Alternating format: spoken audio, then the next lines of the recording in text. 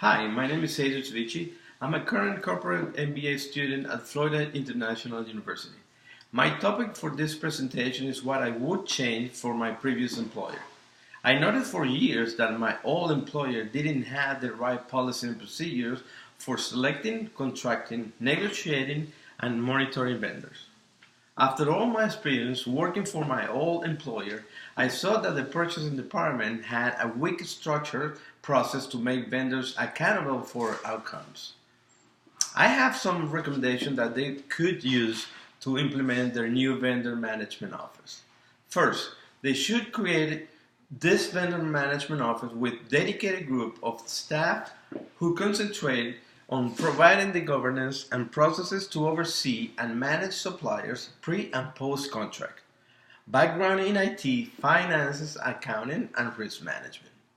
My proposal to implement 4 new areas on the vendor management office are the new vendor evaluation, consultant temp selection, professional services contract review, and performance optimization.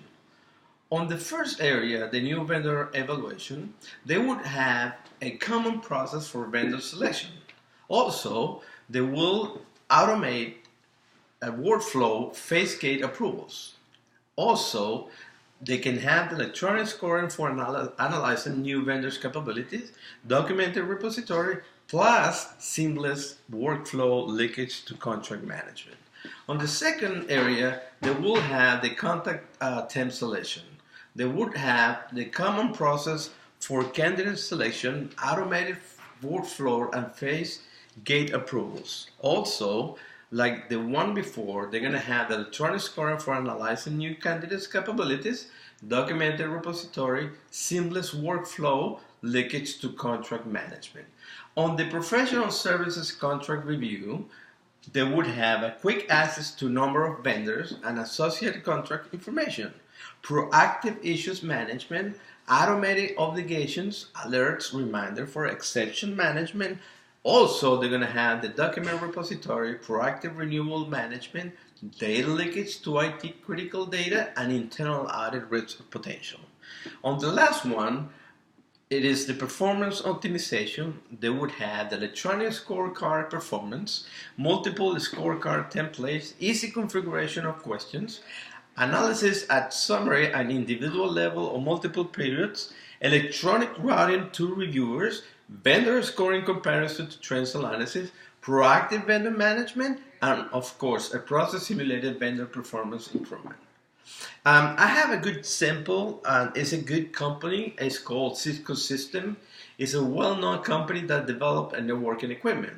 They're an example of a good vendor management office. Of course, when they started this process, they had big challenges. And one of them was the lack of consistent process for a new IT products and services between vendors and Cisco. The solution was to create the vendor management office, was to form to provide consistent policy and procedures to the vendors. The result of all this process was the benefits of the vendor management office was lower cost to both Cisco and the vendors, of course, with better productivity and better communication. The next step they had was on the vendor management office was to concentrate on process automation, increase flexibility and simplicity.